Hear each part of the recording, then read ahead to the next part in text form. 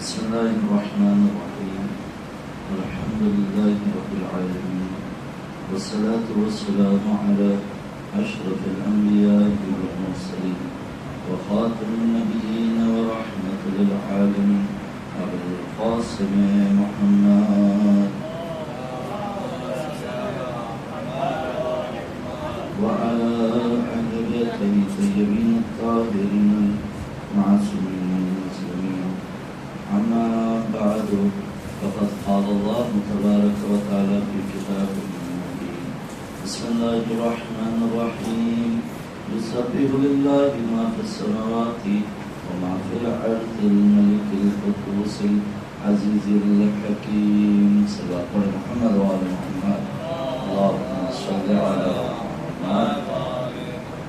پروردگار عالم کے ہم سب سے پہلے شکر گزار ہے کہ اس نے ہمیں یہ توفیق سے نوازا ہے کہ اس ماہ نزول قرآن میں قرآن پڑھ کر اسے سمجھنے کی اور اس کے مفاہیم کی طرف توجہ دلائی ہے اس معبود حقیقی کے ہم شکر گزار ہیں. گفتگو جو ہماری چل رہی تھی وہ سورہ جمعہ کے بارے میں کہ سورہ جمعہ قرآن مجید کے ایک اہم سوروں میں سے ہے. ویسے تمام سورے اہم ہیں اور یہ سورہ جس کی زیر بنا کہیں آپ بنیاد کہیں جن چیزوں پر استوار ہے وہ سب سے پہلے توحید پروردگار ہے. پروردگار کی توحید اور اللہ کے اسماء الحسنی کے بارے میں اس سورے میں گفتگو کی گئی ہے. اس سورے کی تلاوت کرنے کا بڑا ہی ثواب ہے. جیسے کہ بیان ہوا ہے کہ بلاد المسلمین میں جہاں جہاں مسلمان رہتے ہیں وہاں پر جتنے لوگ جمعہ پڑھتے ہیں اور جتنے لوگ جمعہ نہیں پڑھتے ہیں پروردگار ان سب سے زیادہ جو ہے ثواب عنایت فرمائے گا ان لوگوں کے لیے جو یہ سورہ پڑھتے ہیں. اس سورے میں توکل کی طرف، حکمت کی طرف اور تزکیہ نفس، انسان کی روح کی تربیت، انسانی تربیت اور ایک حصہ یہودیوں کی طرف بھی اشارہ کیا گیا. جہاں پر ہم بسم اللہ کی بات کر رہے تھے کہ بسم اللہ ہر سورے کا جز ہے. تمام مطالب بسم اللہ کے نہیں دہرائیں گے، بس صرف یہ اتنا اشارہ، اتنا سب لوگ یاد رکھیں کہ بسم اللہ سورے کا جز ہے. بسم اللہ الرحمن الرحیم آیت عظمی ہے. بسم اللہ الرحمن الرحیم یہ اسم اعظم سے اتنا ہی قریب ہے جتنا کہ جو ہے ہماری سیاہ اور سفید آنکھ میں جو سیاہ پتلی ہے وہ سفیدی سے جتنی قریب ہے اتنا ہی بسم اللہ جو ہے اسم اعظم سے قریب ہے. بسم اللہ کی تاکید کی گئی ہے، ہر کام میں انسان بسم اللہ کہے. سورہ جمعہ جو اپنے اندر ایک خاص نوعیت رکھتا ہے، یہ بعض سورے آپ دیکھیں گے کہ قل سے شروع ہو رہے ہیں، 4 قل جو پڑھے جاتے ہیں معمولا. بعض سورے حمد سے شروع ہو رہے ہیں، پروردگار کی حمد و ثنا سے. الحمدللہ رب العالمین جیسے سورہ فاتحہ شروع ہوتا ہے. بعض سورے کتاب کے نام سے شروع ہو رہے ہیں، ٹھیک، الف لام میم. اب اس میں کیا شروعات ہے؟ ذالک الکتاب لا ریب فیہ. بعض سورے اس طرح سے، بعض سورے ایک خاص گروہ کی طرف جو ہے مخاطب کر رہے ہیں، جیسے کہ منافقین ہیں یا کفار ہے یا مومنین ہے. اس طرح سے یہ سورہ ان مخلوقات کی طرف مخاطب نہیں ہے. شروع میں مخلوقات کی طرف نہیں بلکہ خالق کی جو تسبیح کی جا رہی ہے اس سے اس کا آغاز ہو رہا ہے. تسبیح ایک بہت اہم چیز ہے. حمد اور تسبیح کے معنی بیان کیے جا رہے تھے کہ صفات ثبوتیہ کو رکھ کر انسان پروردگار کی حمد کرے تو اسے حمد کا ایک جز سمجھ میں آئے گا. یا کس کی حمد کس لیے کر رہا ہے، کس کی تعریف تمجید کس لیے کر رہا ہے، وہ سمجھ میں آئے گا۔ تسبیح جب کرنا چاہے، منزہ اور پاک پروردگار کو قرار دینا چاہے، جب صفات سلبیہ کو سامنے رکھے، صفات سلبیہ کو رکھ کر پروردگار کی تسبیح کرے۔ تسبیح کیا ہے قرآن کی نگاہ سے؟ تسبیح عامل نجات ہے۔ تسبیح نجات کیا ضامن ہے؟ اب آپ بولیں گے وہ کیسا، تسبیح تو ہم پڑھتے ہیں، اس میں نجات کہاں ہے؟ تو آئیے قرآن مجید کے اس واقعے کی طرف ایک اشارہ کرتے ہیں جہاں پر حضرت یونس علیہ السلام کا واقعہ ہے۔ حضرت یونس علیہ السلام جب اپنی قوم سے نکلے اور دریا میں انہیں ایک مچھلی جو ہے نگل گئی، ٹھیک، وہ باحیات ہے، ابھی انہیں ایک مچھلی نکل گئی، پھر اس کو جو ہے ایک بڑی مچھلی نکل گئی، تو فنادا فی ظلمات، حضرت یونس علیہ السلام کیا کیے؟ ندا دیے، کہاں پر؟ تاریخ در تاریخ۔ دیکھیے اب پہلے پانی کی گہرائیوں میں اندھیرا ہوتا ہے، اس کے اندر ایک بطن میں، پھر وہ شاید دوسرے بطن میں، تو یہ تاریخ در تاریخ انسان کے لیے یہ کہا ہے کہ ایک مشکل میں گرفتار ہوتا ہے، اس کے بعد دوسری مشکل میں، یہ پیچے بڑھتے جاتی ہیں۔ تو یونس علیہ السلام کی یہاں پر جو مثال دی گئی ہے، پیچے بڑھ گئی تھی۔ یونس علیہ السلام نے پروردگار کی تسبیح کی، ایک بار تسبیح سبحان اللہ کہہ کر تسبیح کرنا ہے، ایک بار پروردگار کے حضور میں جا کر آپ ایک بار لا الہ الا اللہ پڑھ رہے ہیں، ایک بار لا الہ الا ہو پڑھ رہے ہیں، ٹھیک ہے، کوئی معبود نہیں ہے سوائے اللہ کے، کوئی معبود نہیں ہے سوائے اس کے۔ لیکن اب توجہ کریے اس میں، اس کلمے میں کہ لا الہ الا اللہ پڑھ رہے ہیں، ایک بار اللہ لیے نام، ٹھیک ہے، اظہار کیے کہ کوئی معبود نہیں ہے سوائے اللہ کے، ایک بار اشارہ کرے ضمیر کے ساتھ، کوئی معبود نہیں ہے سوائے اس کے، اس کا آپ ہو جب کہیں گے تو یہ تھرڈ پرسن ہے، یعنی انسان تھوڑا سا دور ہے، وہ ذات اس سے اوجل ہے۔ یہ کچھ عرفانی مطالب ہے، بس میں تذکرات کرنا چاہ رہا ہوں کہ یہ ذات اس سے دور ہے، وہ کہہ رہے ہیں، ٹھیک۔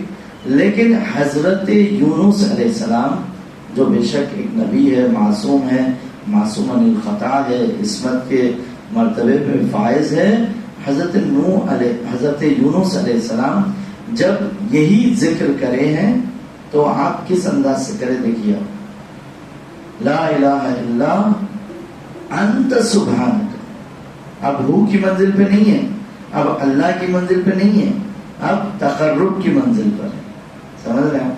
انتا کہہ رہے ہیں، مخاطب کر رہے ہیں، ایسا جیسا کہ پروردگار کے حضور میں آ گئے۔ حضرت نوح علیہ السلام واقعہ پورا طولانی ہے، آپ حضرات نے سنا ہوگا انبیاء کی داستانوں میں وہ تمام داستان جو ہے یہاں پر پیش نہیں کرنا چاہ رہا ہوں۔ جو مورد بحث ہے ہماری تسبیح، ہمارا جو ابھی یہاں پر جو سبجیکٹ ہے وہ تسبیح، ٹاپک تسبیح ہے۔ تو حضرت یونس نے کس طرح سے تسبیح کی؟ لا الہ الا انت سبحانک، کہ پروردگار تیری ذات منزہ ہے، یعنی مخاطب کر رہے ہیں، انتا کہہ کر جو ہے خطاب کر رہے ہیں، سامنے ہیں، یعنی حضور میں آ گئے پروردگار، اتنا قریب ہو گئے، اتنا توبہ کیے، اتنا پشیمان ہوئے، اتنا اس ذکر کو دہرائے کہ اب پروردگار کے تقرب میں آ گئے۔ تو تسبیح عامل نجات ہے، انسان کو نجات دیتی ہے تسبیح۔ جس طرح سے آپ اس کی ذات کو منزہ سمجھ رہے ہیں تمام آلودگی سے، تمام صفات سلبیہ سے، تمام نقص سے، تمام جو ہے عیب سے، پروردگار کی ذات کو آپ منزہ و پاک سمجھ رہے ہیں۔ اب پروردگار کے اوپر ذمہ داری ہے کہ وہ آپ کو جو ہے ہر مشکلات سے، ہر پریشانیوں سے، ہر ہم و غم سے آپ کو نجات دی۔ لا الہ الا انت سبحانک، سبحانک کاف سے جو ہے سامنے مخاطب کر رہے ہیں. تھوڑی عربی گرامر پہ اگر آپ توجہ کریں گے تو بہت لذت ہے. انت سبحانک، سبحانہ نہیں کہہ رہے، سبحان اللہ نہیں کہہ رہے، انتا کہہ کر جو ہے تقرب کا جو ہے اظہار کر رہے ہیں. انت سبحانک انی کنت من الظالمین. انی کے اندر خود اپنے آپ کو مخاطب ہے کہ خطأً میں، یقیناً میں، انی کا مطلب یقیناً میں، خطأً میں، کنتو کی اضافت جو ہے اور اپنی ندامت کو جو ہے اظہار و مبروز کرنا. انی کنتو یعنی تاکید پر تاکید کر رہے ہیں. انی کنتو من الظالمین. اب اس کے بعد اللہ کیا کہتا ہے کہ ہم نے جو ہے انہیں نجات دی ہے. سورہ صافات کی آیتیں ہیں، آپ کے سامنے تلاوت کروں گا. ایک صلوات بھیجو محمد و آل محمد. فلولا، قرآن کہہ رہا ہے سورہ صافات میں، فلولا انہ کان من المسبین، اگر وہ مسبین میں سے نہیں ہوتے، تسبیح کرنے والوں میں سے نہیں ہوتے. دیکھیے آپ، ایک استغفار ہے، استغفار انسان کرتا ہے اور پروردگار کی بارگاہ میں پلٹ کر جاتا ہے، غفران جو ہے پروردگار سے جو ہے طلب کرتا ہے. ایک تسبیح کر رہا ہے، پروردگار تسبیح کرنے والوں کو بھی معاف فرماتا ہے. سورہ صافات کی آیت فلولا انہ کان من المسبین، اگر وہ جو ہے تسبیح کرنے والوں میں سے نہیں ہوتے تو ہم جو ہے انہیں یوم قیامت، یوم یبعثون، توجہ فرمائیں، یوم یبعثون تک جو ہے انہیں بطن میں رکھتے، یعنی روز محشر تک، روز قیامت تک بطن میں ہوتے ہو. تو آپ اس سے یہ خلاصہ لیجئے کہ پروردگار جب نجات دینا چاہتا ہے تو انسان کی طرف سے ایک حرکت کو طلب کرتا ہے، چاہے تسبیح کی شکل میں ہو، چاہے استغفار کی شکل میں ہو، چاہے توکل کی شکل میں ہو. تسبیح کل کہا گیا 16-17 مرتبہ جو ہے قرآن مجید میں اس کا جو ہے فرمان آیا ہے، ذکر آیا ہے. اور استغفار کا فرمان جو آیا ہے، حکم جو ہے وہ 5 بار. اور توکل، اللہ پر بھروسہ کرنا، اللہ پر توکل کرنا، اسی کی ذات کو جو ہے سب کچھ سمجھنا اور اپنے آپ کو کچھ بھی نہیں کرنا، یہ حقیقت میں توکل ہے. تو توکل 8 مرتبہ آیا ہے. ٹھیک، تو ایک مثال تسبیح کی حضرت یونس کے واقعے سے کچھ اس طرح سے. اب یہاں پر ذکر یونسیہ میں یہ کہا گیا وَنُنْجِ الْمُؤْمِنِينَ، ہم جو وَكَذَلِكَ نُنْجِ الْمُؤْمِنِينَ، حضرت یونس علیہ السلام کو جس طرح وہ گرفتار ہوئے تھے، پریشانیوں میں ہوتے. بعض وقت انسان یہ ایک ہوتا ہے کہ ایک مشکل سے ایک مشکل میں گرفتار ہو جاتا ہے، وہ 2 مشکل سے 3 مشکل میں، یعنی جو ہے وہ پردہ در پردہ، پردہ در پردہ اس کے اوپر پڑھتے جاتا ہے. ظلمات، نور نہیں پہنچتا، نعمتیں نہیں پہنچتی، ہدایت کی گفتگو، ہدایت کے باتیں نہیں پہنچتے. بعض لوگوں کو یہ پردے پیسوں کی شکل میں آتے، مال جو ہے عاہل ہو جاتا چیزوں کے، انہیں کچھ نظر نہیں آتا دنیا میں.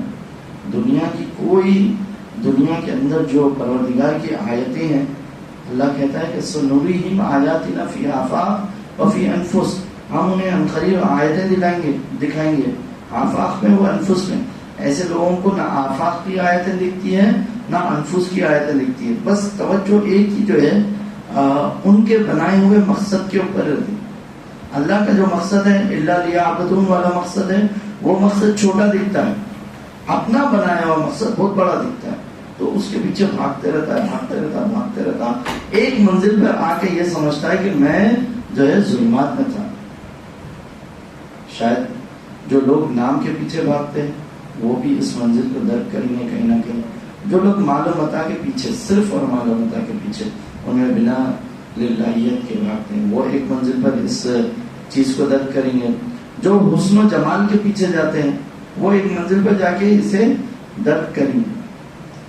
جو مقام منصب کے لیے، قوت، طاقت، اقتدار کے لیے جاتے ہیں بھاگتے جاتے ہیں پھر ایک مرتبہ جا کے جب سانس کھلنے لگتی ہے تو سمجھ میں آتا ہے کہ میں کہاں بھاگ رہا تھا، میں کہاں جا رہا تھا، مجھے کرنا کیا تھا، میں یہ چھوٹی سی دنیا میں یہ کیا لے کر بیٹھا ہوں۔ بعض مقاصد اچھے ہوتے ہیں لیکن للہ اچھے ہوتے ہیں، اللہ کے لیے جب کیے جاتے ہیں اچھے ہوتے ہیں۔ خود اپنی ذات کے لیے فی نفسی، اپنی ذات کے لیے انسان جب کرنے بیٹھا ہے تو وہ اس کے لیے ظلمات کا سبب بن جاتے ہیں اور وہ اس کو پے در پے اپنے اندر گرفتار کرتے ہیں۔ علماء مثال دیتے ہیں جس طرح سے جو ہے ایک کپاس بنانے والا ایک کیڑا ہوتا ہے، آپ دیکھیے جو کیڑا کاٹن بناتا ہے اس کی موت کس طرح سے ہوتی ہے، وہ لپٹتے تمام چیزوں کو اپنے اطراف ہی لپٹ لیتا ہے۔ انسانوں کی بھی مشکلات یہ ہے، کوئی ایک چیز میں جب گرفتار ہو جاتے ہیں تو اتنا زیادہ اس میں ملوث ہوتے جاتے ہیں، پیر پھسلتے جاتا ہے، ہر دن پھسلتا، ہر چند دن میں پیر پھسلتے جاتا، اب جا کر جو ہے اس میں ملوث ہو جاتے ہیں۔ اور پھر جب فنادا ہو، جب اپنے پروردگار کو ندا دیتے ہیں تو اللہ ایسے موقعوں پر بھی اپنے بندوں کو ظلمات سے نکال کر جو ہے نجات کی طرف لے کے جاتا ہے۔ جیسا کہ آپ آیت الکرسی میں ہو کر پڑھتے رہتے ہیں نماز کے بعد کہ پروردگار کون ہے جو ظلمات سے نکال کر نور کی طرف لے کے جائے۔ ظلمات سے نکال کر اللہ کیا کرے گا؟ ظلمات سے اگر آپ اس کی ولایت میں آ جائیں گے، اس کی سرپرستی میں آ جائیں گے، اسے تسلیم کر لیں گے، اپنے آپ کو اس کی ذات کے سامنے تسلیم کر لیں گے تو یہ پروردگار کیا کرے گا؟ کیا ظلمات سے نور کی طرف لے کے جائے گا۔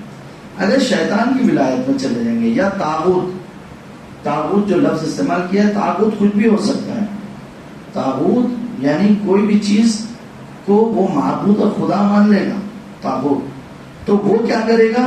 وہ نور سے اس انسان کو نکال کر ظلمات تک جو ہے پہنچا دے گا، مساجد سے نکال کر میکدوں میں پہنچا دے گا، مساجد حسینیوں سے نکال کے جوئے خانوں میں پہنچا دے گا، شراب نوشی کی محافلوں میں پہنچا دے گا، سیاحت کے مقامات تک پہنچا دے گا۔ اسے محسوس نہیں ہوگا لیکن ایک مرحلے پر چند قدم اٹھانے کے بعد یہ منزل تک کرے گا کہ میں کہاں آ گیا۔ ایسے موقع پر جب اپنے پروردگار کو جو ہے یاد کرے گا، اس کی تسبیح کرے گا، اس کے سامنے استغفار کرے گا تو اللہ جو ہے ان اللہ یحب التوابین، اللہ توبہ کرنے والوں کو محبت کرتا ہے۔ ایک صدقہ دیجیے محمد والا۔ دوسری جو تسبیح کی اہم مثال تھی وہ سورہ نصر میں تھی، اذا جاء نصر اللہ والفتح ورأیت الناس يدخلون فی دین اللہ افواجا فسبح، یعنی کامیابی کے بعد کیا کرو؟ تسبیح کرو۔ انسان جب کامیابی حاصل کر لیتا ہے، کوئی چیز اسے موصول ہو جاتی ہے، حاصل ہو جاتی ہے، تو ایسا نہ ہو جائے کہ تم میں کبریائی آ جائے، ایسا نہ ہو جائے کہ یہ کام میں نے کیا ہے، یہ جو میں ہے نا یہ چھوٹا میں بڑا ہو جاتا ہے، بہت بڑا ہوتا ہے، میں نے انجام دے دیا ہے، میں نے اس کام کو جو کیا ہے، ایسا نہ ہو۔ فسبح، ایسے موقع پر نتیجہ کیا ہے؟ اپنے پروردگار کی کیا کرو؟ تسبیح کرو۔ فسبح بحمد ربک واستغفر، پروردگار کی تسبیح کرو، حمد کرو اور استغفار کرو، تاکہ یہ کوئی بھی اگر آلودہ صفات تم سے چسپا ہو جائے تو وہ تم سے دور ہو جائے۔ فسبح، پروردگار منزہ ہے، تمام عیب، تمام نقص سے، تمام صفات سلبیات سے منزہ ہے، وہ ذات پاک ہے، مبرہ ہے، اس کے نزدیک یہ تمام صفاتیں نہیں پہنچ سکتی، جائز نہیں ہے اس کے لیے جو ہے ان صفات کا تذکرہ۔ تو فسبح بحمد ربک واستغفر، تو ان تمام مراحل کو پھر انسان طے کرے جب کوئی چیز حاصل کر لیتا ہے۔ تو تسبیح بے معنی نجات ہے، جیسے کہ حضرت یونس علیہ السلام کے واقعے میں اور ذکر یونسیہ میں جو ہے آپ نے دیکھا، رسول اکرم حضرت محمد مصطفیٰ صلی اللہ علیہ وسلم سے ایک شخص نے پوچھا یہ ذکر یونسیہ اگر کیا ہم بھی اس کی تلاوت کریں گے تو پروردگار ہمیں بھی نجات دے دے گا؟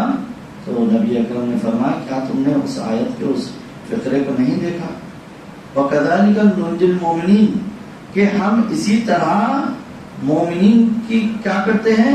نجات دیتے ہیں. باتیں بہت ہیں، میں چھوڑتے ہوئے سورہ کی جو ہے انشاءاللہ آگے تشریح کر رہا ہوں. اللہ تسبیح میں ہی شاید ہمارے جو ہے یہ 10 جلسات ختم ہو جائیں گے، کیونکہ تسبیح ایک وسیع موضوع ہے. جس طرح سے حمد اللہ کا ایک وسیع موضوع ہے، تسبیح بھی جو ہے پروردگار کی ایک وسیع موضوع ہے. روایت بہت زیادہ ہے ذکر یونسیہ کے بارے میں، 6 امام سے باخر 5ویں امام سے، کہ ہر امام نے اپنے قبل والے امام سے اس روایت کو نقل کیا ہے ذکر یونسیہ، اور بعد والے امام کو تاکید کی گئی ہے اس ذکر یونسیہ کی تلاوت کی. جب کبھی بھی انسان مشکلات، پریشانیاں، ظلمات میں مبتلا ہو تو یہ ذکر یونسیہ کی تلاوت فرمائے. قرآنی ذکر ہے اور تمام ائمہ کی اس پر تاکید ہے. ایک سوال بھیج دیجیے محمد والے محمد. تو مسئلہ کیا ہے؟ یسبح للہ ما فی السماوات والارض. یہ تمام تسبیح کے مفاہیم کو رکھ کر آپ اس کلمے کی طرف جو ہے دیکھیے. یسبح کہ تسبیح کرتی ہے مسلسل ہر وہ چیز جو سماوات میں ہے، آسمانوں میں ہے، اور تسبیح کرتی ہے مسلسل ہر وہ شے جو زمین میں ہے. کس کی تسبیح کر رہی ہے؟ الملک القدوس العزیز الحکیم، کہ وہ پروردگار کی تسبیح کر رہی ہے، وہ حاکم کی تسبیح کر رہی ہے، وہ قدوس کی تسبیح کر رہی ہے، وہ ہر عیب و نقص سے پاکیزہ ہے، اس کی تسبیح کر رہی ہے. عزیز کے ایک معنی جو ہے نقص سے پاک کے ہے، ایک معنی شکست ناپذیر کے، یعنی جو کبھی ہار نہیں سکتا ہے، شکست ناپذیر. عزیز الحکیم، کیسا حکیم ہے؟ عزیز ہے، شکست ناپذیر، حکیم. یہ تمام جو ہے اسماء حسنہ ہے، تمام یہ صفات کی طرف جو ہے اشارہ ہے. پروردگار کیا ہے؟ ملک ہے. 3 لفظ ہے، ایک مالک ہے، ایک ملک ہے، ایک ملک ہے. ان تمام کی جو ہے اپنے اندر ایک لمبی تشریح ہے. ملک کب کہا جائے گا، مالک کب کہا جائے گا، ملک کیا ہے، ملک پروردگار کیا ہے، یہ تمام شے جو ہے ملک میں آتی ہے. ٹھیک، قدوس ہے وہ، ٹھیک ہے، عزیز ہے، حکیم ہے. میں بڑی تیزی سے آگے بڑھ رہا ہوں کیونکہ دن کم ہے اور مطالب زیادہ ہے، اس لیے ہم تیزی سے آگے بڑھ رہے ہیں. دوسری آیت اس طرح سے شروع ہو رہی ہے، هو الذی، یہ ہوا کی ضمیر کس کی طرف پلٹ رہی ہے؟ یہ اللہ کی طرف، یعنی وہی وہ خدا ہے.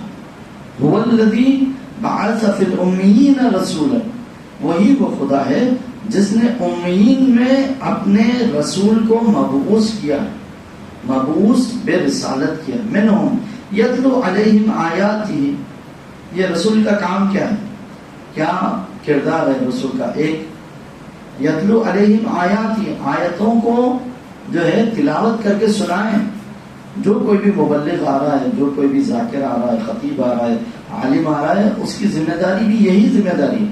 کیونکہ یہ جو کام ہے ممبر پر جانا، ممبر پر آنا، یہ کار رسالت ہے. اس کو یہ منصب رسالت کا یہ جز جو ہے توجہ کرنا چاہیے کہ یتلو علیہم آیات، کہ اللہ کی آیتوں کی تلاوت کرے. ٹھیک، ایسے ممبر نہ ہو کہ پورا ممبر ہو جائے، قرآن کا کوئی تذکرہ نہیں ہے، آیتوں کا کوئی تذکرہ نہیں ہے، روایتوں کا کوئی تذکرہ نہیں ہے، قول معصوم کا کوئی ذکر نہیں ہے. میں بڑی تیزی سے آگے سرسری طور پر بڑھ رہا ہوں. وَيُزَكِّيهِمْ، دوسرا جو مرحلہ ہے، ایک تو جو ہے آیتوں کی تلاوت ہے، دوسرا جو مرحلہ ہے، دوسرا جو کار رسالت کا ہے وہ تزکیہ. تزکیہ دوسرا مرحلہ. آیتیں سنانے کے بعد جب لوگ آیتوں پر ایمان لائیں گے تو پھر ان کا کیا ہوگا؟ تزکیہ ہوگا. پھر یعلمہم الکتاب، پھر اس کے بعد جو ہے انہیں کتاب کی جو ہے ان سب کو کتاب کی تعلیم دی جائے گی، تعلیم دی جائے گی، باقاعدہ تعلیم، علم دیا جائے گا. والحکمتہ، یہ چوتھا کام بعد میں حکمت کا. حکمت خود اپنے اندر جو ہے ایک بہت بڑا سمندر رکھتی ہے. اور اس سے پہلے وہ لوگ کی کیفیت کیا تھی؟ یہ 4 مرحلے سے پہلے ان کی کیفیت کیا تھی؟ وَإِن كَانُوا مِن قَبْلُ لَفِي ضَلَالٍ مُبِينٍ، کہ کہ یہ لوگ پہلے کس منزلت میں تھے، ان کی کیا حالت تھی، کیا کیفیت تھی، کیسے لوگ تھے یہ رسول ہم نے رسول کو مبعوث کیا، مبعوث کرنے سے پہلے یہ لوگ کی کیفیت اور حالت کو بیان کیا جا رہا. ضلالت مبین، آشکارا گمراہی میں تھے یہ جو تھے، یہ قومیں جو تھی یہ آشکارا گمراہی میں تھی. آج بھی وہ قومیں جو رسول کا نام لے لیتی ہیں لیکن ان مراحل کو طے نہیں کرتی ہے، وہ کہیں نہ کہیں وہ اپنے دامن کو ایک بار دیکھیں کہ وہ کیا ضلال مبین میں آتے ہیں یا نہیں آتے. نام کے مسلمان تو کئی ہو جائیں گے لیکن ان مراحل کو طے کرے. کیا انہوں نے رسول اللہ سے آیتیں لی ہے، آیتوں کی تعلیم لی ہے؟ کیا انہوں نے تزکیہ کیا ہے اپنے نفس کا؟ کیا انہوں نے کتاب کی تعلیم حاصل کی ہے، قرآن مجید کی تعلیم؟ پہلا مرحلہ ہے قرآن مجید کی تلاوت کرنا، نادرہ یعنی دیکھ کر پڑھنا، روخانی کر لینا، یہ پہلا مرحلہ ہے. کئی لوگ یہ پہلے مرحلے کو ہی درک نہیں کر پاتے ہیں، پہلے مرحلے کو جو ہے پار نہیں کر پاتے.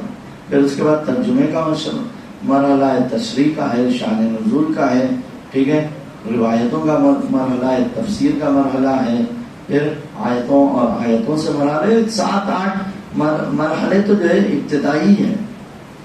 اس میں پہلا مرحلے میں ہی جو ہے امت مسلمہ اٹک گئی ہے، یا وہ لوگ جو پہلے مرحلے کو پکڑ لیے اسی کے اطراف گھوم رہے ہیں، وہیں گھوم رہے ہیں، صرف تلاوت ہی تلاوت تلاوت ہی تلاوت. تلاوت کا ثواب ہے، بہت زیادہ ثواب ہے، تاکید کی گئی ہے عربی پڑھنے کی، قرآن کو جو ہے عربی میں سمجھنے کی. لیکن وہ پہلا مرحلہ ہے، وہ مرحلہ پہلا ہے.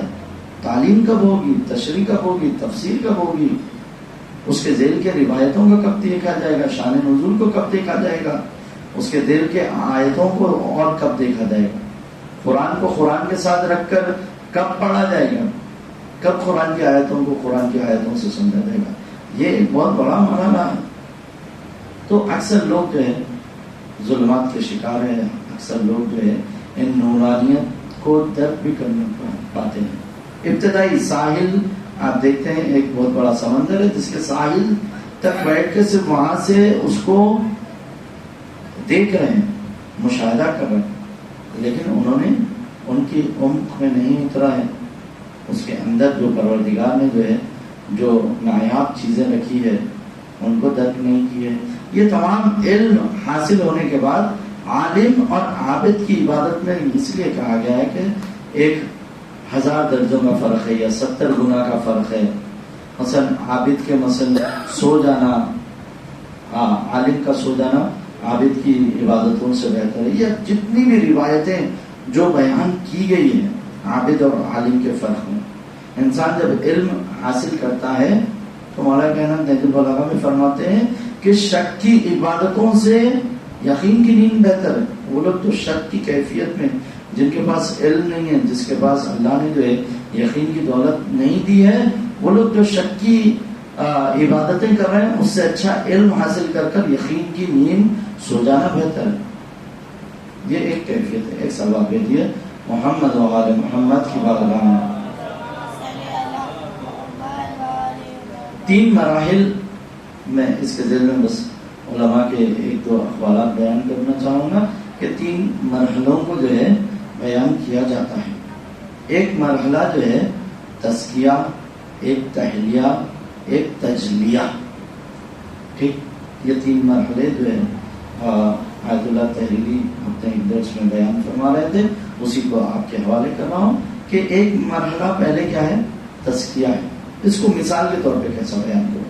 مثال کے طور پر ایسا ہے جیسے کہ ایک برتن ہے، برتن آلودہ ہے. آپ آلودہ برتن میں کچھ بھی ڈالیں گے تو اس کا ری ایکشن الگ ہوگا. میں کسی کے اوپر نہیں لیکن اپنے آپ کے لیے مخاطب ہو کے یہ کہہ رہا ہوں کہ جب ایک انسان جس کے اندر آلودگی آ جائے، ٹھیک ہے، اس نے اپنا تزکیہ نہیں کیا، وہ کار خیر سے بھی جو ہے نتیجہ خراب لیتا ہے. وہ کار خیر سے بھی اگر کوئی نیک کام کیا ہے یا نیک کام ہو رہا ہے اس کا نتیجہ خراب لیتا ہے. نیک کام اگر آلودگی کے ساتھ آ کے خود اگر کرتا ہے تو تکبر کا شکار ہو جاتا ہے کہ مثلا میں نے جو اناج بانٹا، میں نے مثلا کپڑے بانٹے ہیں، میں مثلا یہ کیا ہوں، میں مسجد کو ڈونیشن دیا ہوں، میں نے فلاں یتیم پروری کی ہے، میں نے ایسا کیا، میں ایسا کیا، میں کا جو ہے ایک پہاڑ کھڑا کر دیتا ہے. یا اگر دوسروں میں دیکھے گا آلودگی اندر ہے تو حسد کا شکار ہو جائے گا. ارے یہ لوگ یہ مقصد کے لیے آ رہے ہیں، انہوں یہ مقصد کے لیے کر رہے ہیں، انہوں شاید اپنے نام کے لیے کر لے رہے ہیں، یہ شخص مثلا اپنی شہرت کے لیے کر لے رہا، اس سے ان کا کوئی دنیاوی مفاد ہے. تو نیکیاں جو ہے نا، نیکیوں سے غلط نتیجہ خود کے لیے بھی لے گا اور دوسروں کے لیے بھی غلط نتیجہ دے گا جو شخص تزکیے کے مرحلے پہ نہیں پہنچے گا. اس کی مثال کیسی ہے؟ اس کی مثال ایک آلودے برتن کی طرح ہے. سالن کا برتن تھا، میں خلیے کا پسندوں کا برتن تھا، برابر صاف نہیں ہوا، اس کے اندر جو ہے صاحب دودھ لے لیے تو دودھ کی حالت کیا ہوگی بیچارے کی؟ کیا بولیں گے ہماری زبان میں؟ پھٹ گیا، دودھ پھٹ گیا. ہاں ٹھیک ہے. اب دودھ باقی نہیں رہا، وہ کچھ اور ہو گیا، کیونکہ مشکل دودھ کی نہیں تھی، مشکل وہ آلودے برتن کی تھی، وہ آلودہ ظرف تھا. ابھی ظرف کو جو ہے پاک کیا ہی نہیں. تزکیہ یزکی کی منزل پر ابھی آیا نہیں. خود تزکیہ اپنے اندر ایک کائنات ہے. انسان تزکیہ کیا کرے، تزکیہ کے مراحل کیا ہے، کس طرح سے جو ہے تزکیہ کیا جائے. تزکیہ میں نیت پہلے ہے، ٹھیک، توبہ پہلے ہے، یا غفلت سے جو ہے بیداری کی طرف یقظہ جسے کہتے ہیں یقظہ پہلے ہے، یا توبہ پہلے ہے، استغفار پہلے ہے. یہ تمام مراحل تزکیہ کے اندر خود جو ہے موجود ہے. تزکیہ خود اپنے اندر جو ہے ایک مورد بحث ہے، ایک لمبی طولانی گفتگو ہے تزکیہ. لیکن انسان، میں صرف نتیجے کو بیان کر رہا ہوں، انسان جو تزکیہ نہیں کرتا ہے اس کے ساتھ کیا ہوتا ہے؟ چیزیں پلٹ کر آتی ہیں، چیزیں غلط ہوتی ہے. وہ لوگ نبی کی آیتوں کو سنتے تھے، نبی اکرم جب آیتیں پڑھتے تھے اس کو سنتے تھے اور پھر جا کر کہتے تھے کہ یہ معاذ اللہ جادوگر ہے، کیونکہ ان کے اندر کی جو چیز ہے، جو قلب ہے، وہ صاف نہیں ہوا تھا. اب آیتوں کا بھی جو نزول ہوگا وہ بھی گڑبڑ ہو جائے گی، وہ بھی گڑبڑ ہو جائے گی. ایسے لوگ مکے میں بھی جائیں گے تو مکے میں بھی جو ہے یہ لوگ گڑبڑ کریں گے. عبداللہ ابن زبیر بنیں گے یہ لوگ. مکے میں رہ کر خانہ کعبہ کے پاس رہ کر، سب سے قریب رہ کر خانہ کعبہ سے، نتیجے میں کیا ہوگا؟ عبداللہ ابن زبیر بنے گا. مولا کائنات کے نزدیک رہ کر امام حسن و امام حسین کا، ہماری زبان میں سسور جسے کہتے ہیں، ٹھیک، امام حسن و امام حسین دونوں ائمہ کے سسور. کون؟ طلحہ. کیا ہوا اس کے ساتھ؟ جنگ جمل میں مولا کائنات امام حسن، امام حسین، مولا عباس سب کے خلاف میں آیا. زبیر کی اتنا زبردست درخشاں ماضی ہے زبیر کا. جنگ صفین میں مولا کے خلاف آتا ہے. جب وہ روایت سنی تو اس کے بعد پھر نکل کے جاتا ہے صحرا میں. کس نے قتل کیا معلوم نہیں، کس نے زبیر کو قتل کیا معلوم نہیں. تاریخ جو ہے یہاں پر خاموش ہے، تاریخ کے صفحوں پہ کچھ رقم نہیں ہے. تو کیفیت یہ ہے، مثالیں تاریخ میں یہ ہے، ظاہری عامہ مثالیں آپ کے سامنے ہیں. اشخاص میں جو مشکلات ہوتی ہے یہ ہے. تو پہلا مرحلہ تزکیے کا ہے. انسان جتنا تزکیہ کرے گا، چھوٹا ہی یہ عمل اسے نجات دے دے. روایت میں وارد ہوا ہے حضرت امام جعفر صادق علیہ السلام سے کہ امام فرماتے ہیں کہ 2 رکعت نماز انسان کو جنت لے کے چلے جائے گی. 2 رکعت نماز جو قبول ہو جائے گی وہ انسان کو جنت لے کے جائے گی. کیا کہا گیا ہے خطبہ شعبانیہ میں؟ یہ جو مہینے میں آپ حضرات سنتے آتے ہیں خطبہ شعبانیہ، انفاسکم فیہ تسبیح نومکم فیہ عبادہ، کہ تمہاری سانسیں تسبیح ہے تمہاری، اور سونا جو ہے عبادت ہے، اور دعاؤکم فیہ مستجاب، کہ دعائیں کیا ہے اس مہینے میں مستجاب ہونے والی ہے، کیونکہ انسان روزے رہ کر ایک مرحلہ تزکیہ کا حاصل کرتا ہے۔ تزکیہ جب انسان کا ہو جاتا ہے، جب برتن صاف ہو گیا، برتن کو دھو دیے، وہ دھونے کے بعد والی جو کیفیت ہے وہ تحلیہ کہی جاتی ہے۔ کیا کہی جاتی ہے؟ تحلیہ۔ اب وہ صاف کیفیت کو تحلیہ کہی جاتی ہے۔ پھر وہ جو صاف کیفیت باقی رہ جائے گی، پھر اس کے اندر کوئی چیز ڈال دی جائے گی تو وہ تجلیہ ہوگا۔ آپ سنتے آتے ہیں کہ ائمہ علیہ السلام تجلی صفات پروردگار ہے۔ آپ نے سنا ہوگا کتابت میں، ذاکری میں، مجالس میں، تجلی صفات پروردگار ہے، صفات پروردگار کی تجلی ہو رہی ہے۔ حضرت آیت اللہ جواد عملی فرماتے ہیں کہ تجلی و تجافی دونوں میں ایک فرق ہے۔ تجافی کی مثال دیتے ہیں کہ قرآن میں جس طرح سے کہا گیا ہے کہ پروردگار آسمان سے باران نے رحمت کو نازل کرتا ہے، اب یہ جو بارش کے جو قطرے ہیں یہ آسمان میں باقی نہیں ہے، تو یہ کیا ہے؟ تجافی، یہ وہاں پر باقی نہیں ہے، یہ منتقل ہو گئے۔ تجلی کیا ہے؟